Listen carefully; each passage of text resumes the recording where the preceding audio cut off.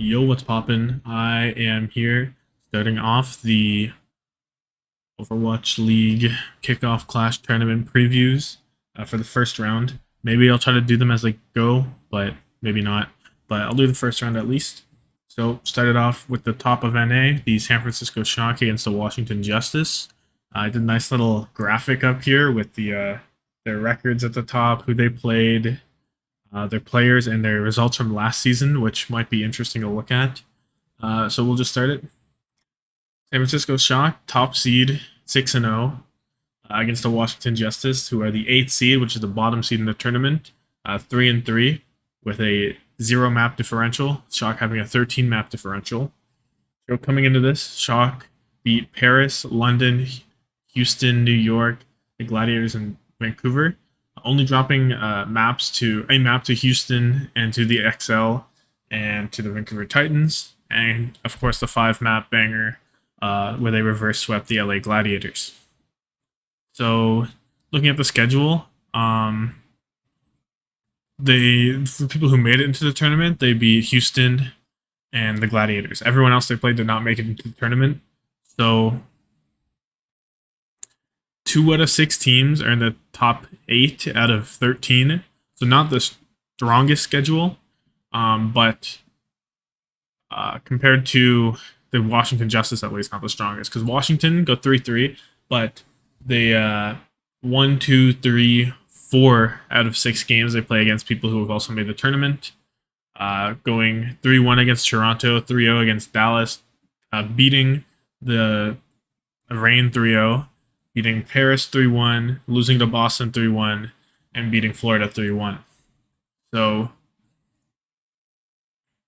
of course, the only teams not being into the Kickoff Clash tournament being Paris and Boston. Everyone else making it in.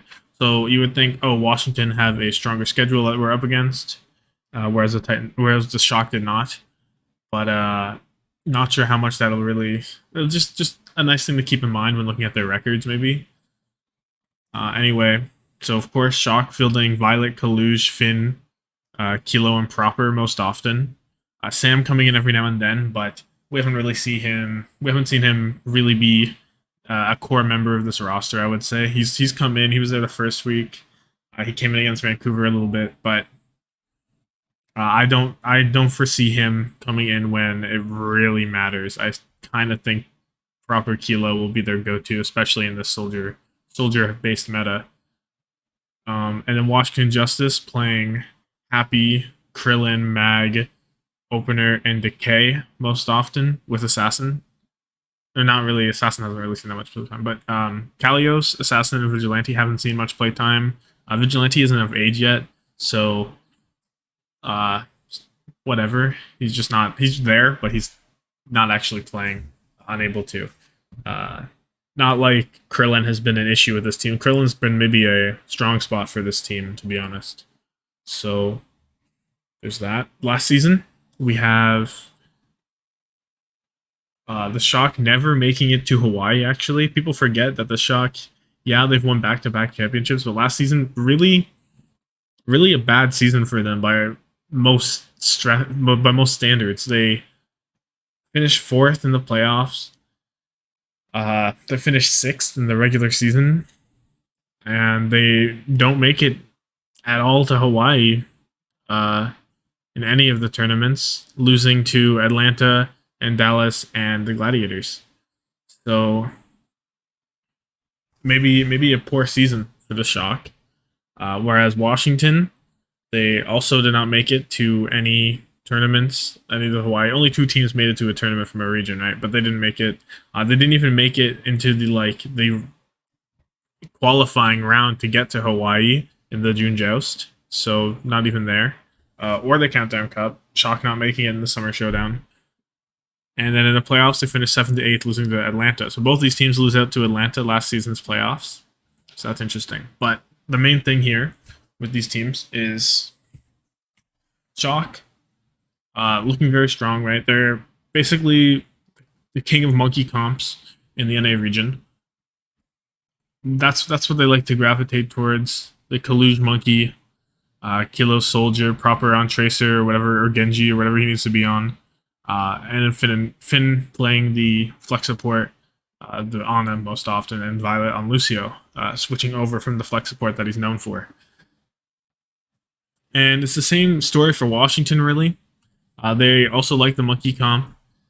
They're in Mag Monkey, Decay places Tracer most often, Happy on Soldier or Widow if the map allows, and then Krillin on Ana with opener on Lucio most often.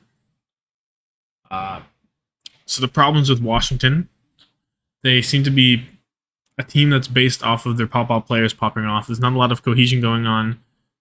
Decay always shows up most of the time, barring that match against Boston, mostly. But he's often showing up, but there's no synergy. So if he's doing things in the back line, maybe Mag isn't ready to dive in. Maybe there's nothing really. It's not doing anything. Because sure, it's taking eyes away from the back line and it's distracting them. But if Washington can't push up and capitalize on it, then it really doesn't do much.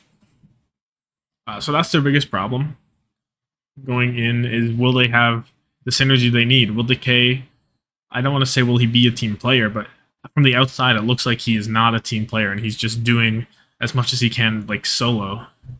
And you really cannot afford to be solo if you're going to run the monkey compositions. Your Tracer and your monkey, or your Genji and your monkey, or whatever the case is, they need to be in sync and they need to be diving together.